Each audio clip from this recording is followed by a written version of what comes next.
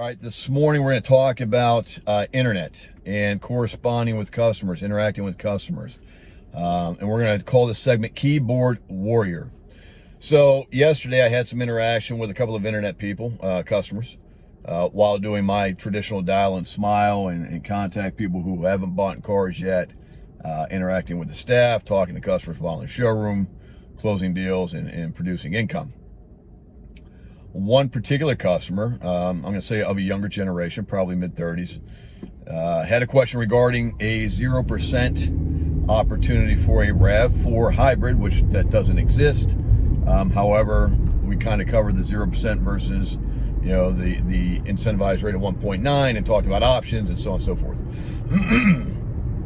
I took the phone call off the hip because the young lady handling the interaction earlier wasn't equipped to answer the question. She asked if I would interact, and I did. And I did say within 5 to 10 minutes, I'll try and send you an email regarding the information we just spoke about and a breakdown of the vehicle, so on and so forth, and then you can make an intelligent decision from there and whatever. Well, as busy as the Toyota store gets in the DMV, and especially ours, I mean, we do rock 15 to 18 cars a day on a 2.5-man staff on a daily average. It gets a little tied up, a little busy, and time flies. The next thing I hear is the guy sending back emails about how disappointed he is that I didn't get back to him within 5 to 10 minutes, and that he, in fact, stood by his computer for an hour waiting for an email. Now, forgive me, but if you're a certain age and possess a cell phone of some sort, or a mobile device of some sort, then you probably have your email tied into that phone, that service. So for somebody to sit there and put themselves on display at a level of, I don't know, ignorance, that they actually stood by their computer for over an hour waiting on an email, I find that laughable. But really what that becomes is somebody's just trying to evoke an emotion out of somebody. They're trying to provoke an argument to use for their advantage. And they continue with a couple of, very short blasts in a text through our computer system, through our CRM, our customer management system, and kind of just saying how disappointed he was, and he just really thought I was going to do it in 5 to 10 minutes, and it was just that simple to say if it wasn't going to happen, and he waited for over an hour, and I mean just so on and so forth. I felt like I was talking to an ex-wife, the way the complaints were coming in. So when I got a moment, it was brought to my attention, I got to read the 5 little one-liners. I wrote down a nice little text in a paragraph, and I'm not very quick with the typing, but just kind of put it the way it is. I grabbed the call on the cuff and answered your questions, and yes, I apologize for the time delay.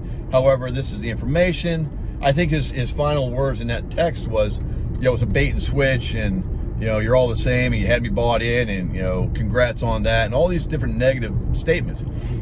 So as I told him in my statement was, we do what we say we're going to do. If we told you the price, that's the price, we'll do the price.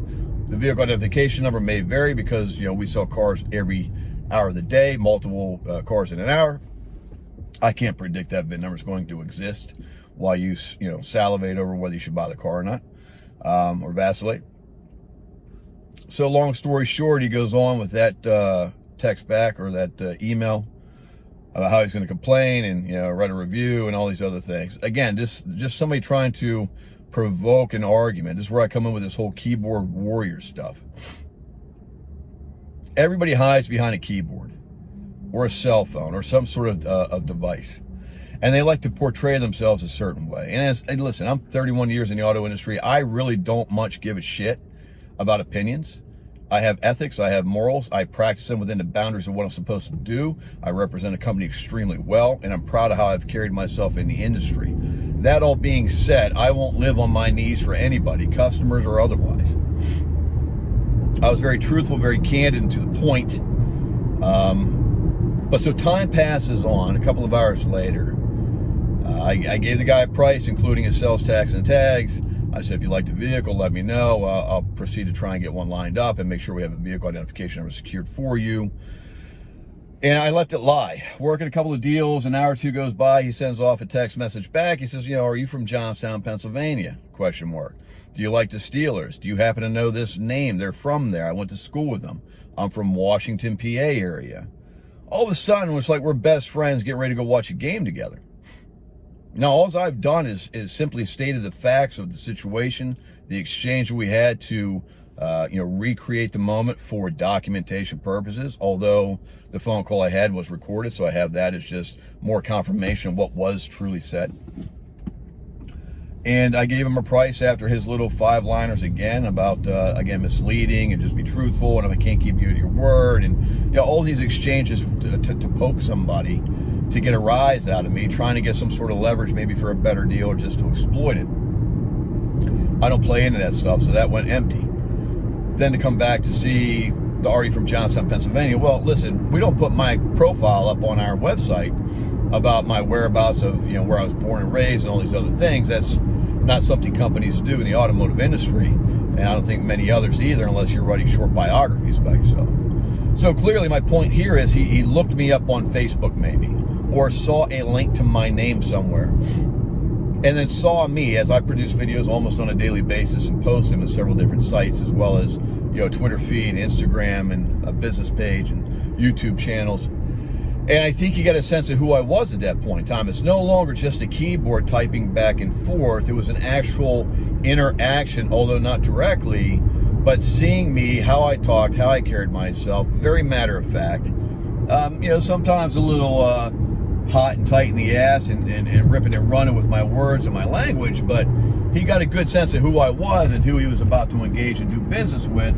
And I think more than anything else, that pleased him to know ahead of time who he may be buying a car from. So I go from the keyboard warrior scenario to saying, take down the armor of somebody else's protective measures. They come into car dealerships, with that forewarn, be careful, buyer beware notion about car dealers ripping you off and lying to you, misleading, and as he even used in one of his statements, bait and switch.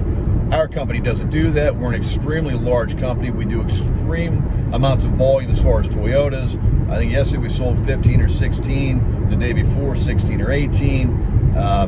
We do big business. We're not going to sit there and risk a reputation over a misunderstanding. If anything, we would eat that difference and make the customer happy, so that way we can sit there with our statement held high saying we do what we say we're going to do. But again, my point is, after seeing me maybe on video or interacting with me indirectly and getting a sense of who I was, there was an ease or a more comfortable feeling about who he was doing or going to do business with, hopefully, if we can get the car lined up.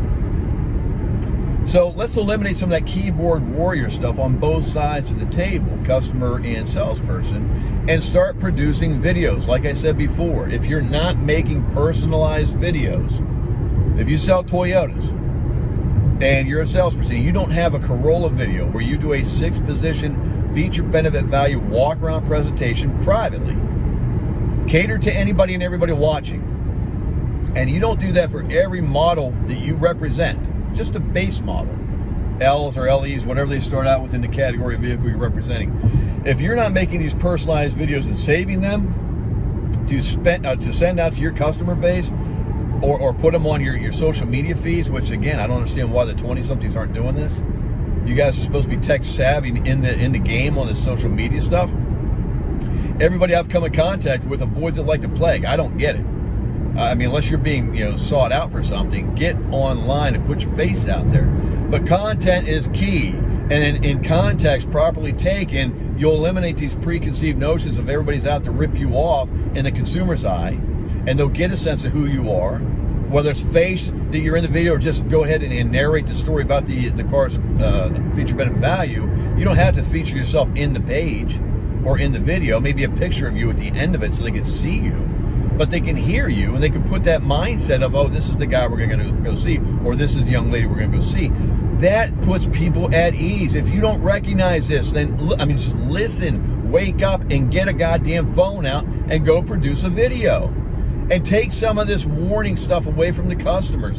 Break down these preconceived notions. Take down those defense mechanisms and these barriers, these walls put up around them. So when they walk in, they're coming to see you, but they've already seen you, so they recognize you. They recognize your voice, your demeanor. They've gone over the vehicle with you indirectly, but have a good sense of what they're getting and buying. You've talked about feature benefit value of the company you represent in the store, the things they get after the sale, not just the car. Guys, this is simple. Ladies, gentlemen, this is simple stuff. And it all started out, in my opinion, with a guy that thought, I'm some smart ass, that's just, a liar and going to mislead them. And here's just another story to go in the record books of how car dealerships screw people. And I think that turned the corner a little bit with A, me being very upfront, candid, and to the point. B, him seeking out more information for whatever his agenda was, but actually getting to see somebody maybe telling the truth. Maybe not manipulating anything. Maybe actually doing what he said he was going to do, other than the fact that he got busy at the moment and time slipped by. And again, I regret that, but guess what? It is what it is. That's called life. And I'll go back to the beginning of suggesting he waited by a computer. I tried to envision somebody standing by their desk, patiently looking at the sands in the hourglass as it ticked off, just fuming that somebody didn't get back to him. I mean, I find it laughable.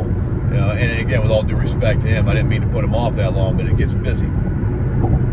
So at the end of the day, keyboard warriors, if you want to eliminate that interaction and build a rapport with your customer prior to them ever coming in, do the videos, do walk-around presentations, get somebody to film you, then in turn you film them. Have fun with it. People don't care about mistakes. They're looking for the content. They're looking for the context and how you're saying things. They want to see you, hear you, and witness what they're going to experience prior to, if available. So do it. Do yourself a favor. You'll sell more cars, have more customers engage with you, and your success will grow tenfold. This is another segment of The Real Car Guy. Please join my auto group if you like to learn more about the automotive industry, if you have information you want to feed into and share with others and teach and grow, or if you want to learn from what we put out there ourselves, please join the Real Car Guy Facebook page, as well as check me out, Kristen Kier Taylor, on YouTube or chrisktaylor.com, Instagram, Twitter, Facebook. Probably sure you'll find my face somewhere if you look hard enough. I'm not going to be missed, although probably hopefully missed by a few people.